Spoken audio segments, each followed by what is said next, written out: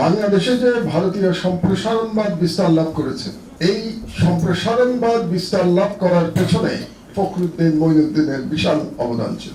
2008 সালের নির্বাচনের একটা ঘটনা আপনাদেরকে জানাই। 2008 সালে আপনারা জানেন যে বিএনপি মাত্র 30 সিটে জয়লাভ করেছিল, বা আমি যেটাকে বলি 30 সিটে তাদেরকে জয়লাভ করতে দেয়া হয়েছিল। তার মধ্যে আশ্চর্যজনক ভাবে লক্ষ্মীপুরের 4টা আসনেই বিএনপি জয়লাভ করেছিল, 4টায় 4টা। তো আমি এটা খুব কৌতূহল হয়েছিল আমার। তো একজন সাংবাদিক হিসেবে, পলিটিক্যাল অ্যানালিস্ট, লেখালেখি করি, এটার জন্য আমি জানবার চেষ্টা করেছিলাম যে লক্ষ্মীপুরে কি এমন ঘটনা ঘটেছিল যাতে 4 সিটে বিএনপি জিতল। তো সেখানকার একজন এমপি, ইচ্ছে করে নাম বলছি না কারণ তার সমস্যা হতে পারে, তার সাথে আমি একদিন দীর্ঘ আলোচনা করলাম এবং শুনলাম যে নির্বাচনের সপ্তাহখানেক আগে পর্যন্ত সেখানে যে সেনাবাহিনীর দায়িত্বে ছিল সেই সময় একজন ব্রিগেডিয়ার সাহেব সম্ভবত ছিলেন, তিনি সমস্ত বিএনপি পন্থী চেয়ারম্যানদের অ্যারেস্ট করার নির্দেশ দিয়েছিলেন এবং বেশ কিছু অ্যারেস্ট হয়েছিলেন এবং বাকিরা পালিয়ে গেছিলেন। তো তখন এমপি সাহেবরা, মানে যারা নির্বাচন করছিলেন বিএনপি, তারা বুঝতে পারলেন যে এই অবস্থায় নির্বাচন করলে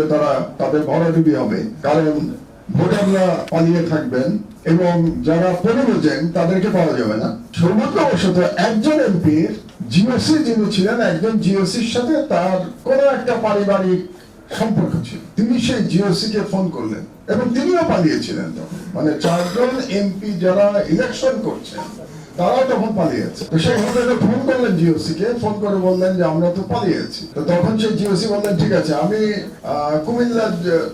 কুমিল্লা ক্যান্টনমেন্ট থেকে ডিজিএফআই এর একজন কর্নেলকে পাঠাই সরেজমিনে অবস্থা দেখবার জন্য। তো সেই কর্নেল গিয়ে তাকে ফোন করলেন। ফোন করার পরে সেই ভদ্রলোক বললেন, দেখা করতে বললেন। সেই ভদ্রলোক বললেন আমি দেখা করবো, আমার নিরাপত্তা কোথায়? বলে আপনি চিন্তা করবেন না, আমাকে বলা হয়েছে আপনাদের নিরাপত্তা দেওয়ার জন্য। তো সেই ভদ্রলোক, মানে এমপি যিনি কন্টেস্ট্যান্ট, তিনি বললেন আমাকে যে রাতের বেলা গাছের পিছনে লুকিয়ে তিনি দেখছিলেন যে আসলে নিরাপদ কিনা। আমি অবস্থাটা বোঝাতে চাচ্ছি আপনাদেরকে যে ইলেকশনের অবস্থাটা।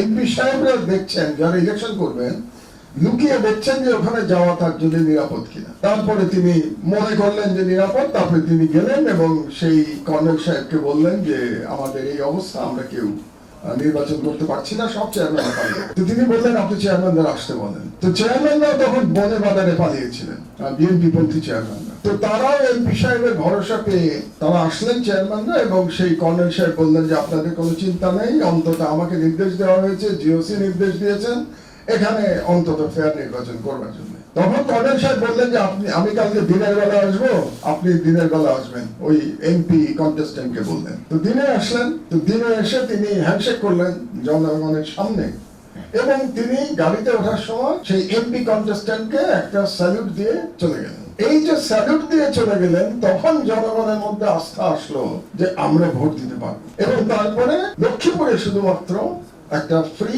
এন্ড ফেয়ার নির্বাচন 2008 সালে হয়েছে। আমি এই কথাটা এই জন্য বললাম আপনাদেরকে যে প্রশাসনের ভূমিকা কতটা গুরুত্বপূর্ণ, প্রশাসন কি সিগন্যাল দিচ্ছে এটা কতটা গুরুত্বপূর্ণ, এটা বলার জন্য। আমাদের ভুলে গেলে চলবে না যে 2008 সালে ডিলিমিটেশন করা হয়েছিল শুধুমাত্র আওয়ামী লীগকে জিতানোর জন্য। এমন ভাবে ডিলিমিটেশন করা হয়েছিল যাতে করে আওয়ামী লীগ একটু সহজে জিততে পারে। দুর্ভাগ্যবশত সেই সময় ইলেকশন কমিশনে যারা ছিলেন তার মধ্যে একজন কিন্তু বর্তমান সরকারের উপদেষ্টা। আমি আশা করতে চাই তিনি পূর্বের ভুল থেকে শিক্ষা নিয়েছেন, এবার ফ্রি এন্ড ফেয়ার নির্বাচন করবেন, কারণ ওবার তো তারা আওয়ামী লীগকে জেতানোর চেষ্টা করেছিলেন। কাজে আমি কাউকে বলতে শুনে যে ইউনিশ সরকার, অথর্ব, ফখরুদ্দিন সরকার খুব ভালো ছিল, তারা এত তাড়াতাড়ি ইতিহাস ভুলে যায়। তাদের মনে হয় ফখরুদ্দিন সরকারের সঙ্গে বললেন এখন সাহেব মিলিটারি ফখরুদ্দিন সরকারের কথা শুনতো, খুব ভুল। ফখরুদ্দিন সাহেব মিলিটারি কথা শুনতে। এইসব ভুল ধারণা করলে রাজনীতিবিদ হতে পারবেন না আপনারা। আর ইতিহাস জেনে রাজনীতি করেন। ফখরুদ্দিনকে বসিয়েছিল মিলিটারি, উনি মিলিটারি ওনার কথা কি শুনবে? উনি মিলিটারিকে জি হুজুর করে চলতেন। এটাই ছিল সেই সরকার। এবং তার পিছনে ছিল ভারত, সামনে ছিল ফখরুদ্দিন মঈনুদ্দিন, পিছনে ছিল দিল্লি। এই কথাটা বলা প্রয়োজন আগামী নির্বাচনটা বোঝার জন্য। শেষ পুরনো আলোচনা। এবার বর্তমান সরকারের চ্যালেঞ্জগুলোতে আমি একটু আসি। আমি আসলে খুব তাত্ত্বিক আলোচনা করতে যাচ্ছি না। তাত্ত্বিক আলোচনা আমরা যিনি কিনোট স্পিকার তার কাছ থেকে শুনেছি। আমি কিছু প্র্যাকটিক্যাল আলোচনা করতে চাচ্ছি নির্বাচন নিয়ে। প্রথমে হচ্ছে যে দলীয় ভাবধারার যে প্রশাসন তৈরি হয়েছে গত 16 বছরের ফ্যাসিস্ট আমলে সেই দলীয় ভাবধারার প্রশাসন কি ইউনিশ সরকার মুক্ত করতে পেরেছেন, ক্লিন করতে পেরেছেন? আমার বিবেচনায় পারেন নাই। তো যদি না পেরে থাকেন, তাহলে ওই দলীয় ভাবধারার প্রশাসন দিয়ে আপনি কিভাবে একটা ফ্রি ফেয়ার ক্রেডিবল ইলেকশন করবেন? এটা আমার প্রশ্ন, একজন নাগরিক হিসেবে, একজন ভোটার হিসেবে আমার প্রশ্ন। তো অনেকগুলো কাজ করতে পারতেন এই সরকার, যেটা করেন নাই। ওনারা প্রায় 1.5 বছর সময় পেয়েছেন। সেই সময়ের মধ্যে শর্ট ট্রেনিং দিয়ে কেন 10,000 নতুন পুলিশ নিয়োগ দেওয়া গেল না, এটার জবাব আমার জানা নেই। আমি নিজে সরকারে ছিলাম, 5 বছর ছিলাম সরকারে, সরকারের নিয়ম কানুন জানি, এবং তাতে আমি মনে করি এটা সম্ভব ছিল। একটা শর্ট ট্রেনিং দিয়ে 10,000 পুলিশ কনস্টেবল এবং এসআই পর্যন্ত দেওয়া সম্ভব ছিল। হয়তো অ্যাসিস্ট্যান্ট কমিশনার করা যেত না, স্পেশাল অ্যাসিস্ট্যান্ট কমিশনার করা হয়তো ডিফিকাল্ট হতো, কিন্তু এসআই পর্যন্ত নিয়োগ না দেওয়ার কোনো কারণ আমি দেখি না। এবং তা যদি পেতাম, আমি যদি পুলিশ নিয়োগ দিতে পারতাম, সেখানে হয়তো অনেক জুলাই যোদ্ধারা যোগদান করতেন, এবং সেই প্রশাসন তারা ওন করত এই জুলাই বিপ্লবটাকে, এবং এই বিপ্লবকে যেহেতু তারা ওন করত, সেই কারণে তারা একটা ক্রেডিবল ইলেকশনের জন্য কাজ করত। ইউনুস সাহেবরা এটা বুঝলেন না কেন, আমি বুঝতে পারি না। কাজে আমি মনে করি এই সরকারের এটা একটা বড় ব্যর্থতা, যে তারা একে তো প্রশাসনকে সাজাতে পারেন নাই, মুক্ত করতে পারেন নাই ফ্যাসিবাদ থেকে, দ্বিতীয়ত তারা নিউ ব্লাডও আনতে পারেন নাই। 1.5 বছর সময় পাওয়ার সত্ত্বেও তারা এটা পারেন নাই। 2 নম্বরে আমি আসি, দ্বিতীয় চ্যালেঞ্জ, আওয়ামী সন্ত্রাসী বাহিনী। আওয়ামী সন্ত্রাসী বাহিনী তো আমরা দেখতে পাচ্ছি। আমাদের হাদিকে টার্গেট কিলিং কে করলো? যে গুলি করলো সে তো আওয়ামী সন্ত্রাসী বাহিনীর একজন। বুলেটটা তো, পিস্তলটা তো তার কাছে,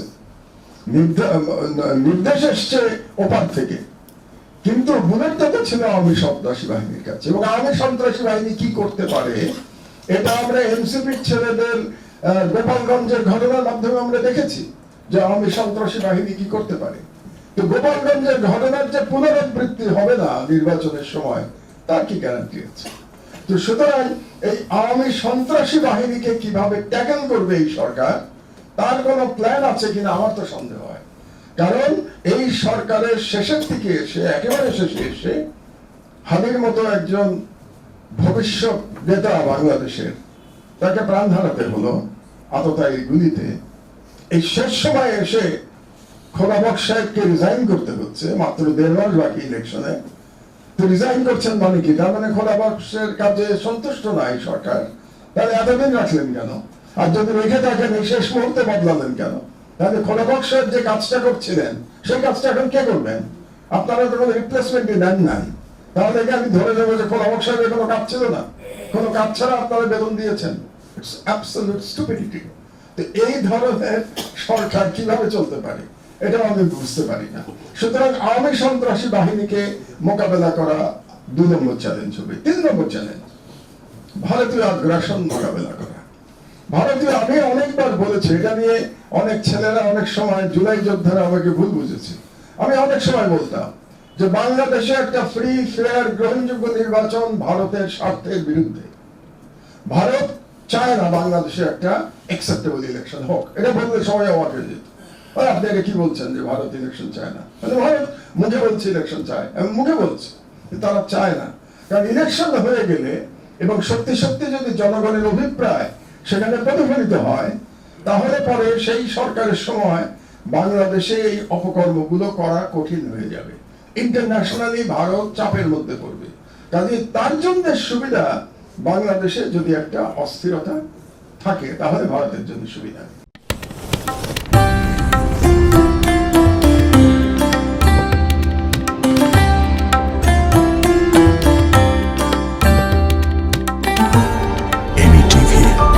স্বাধীন বাংলার স্বাধীন কণ্ঠ।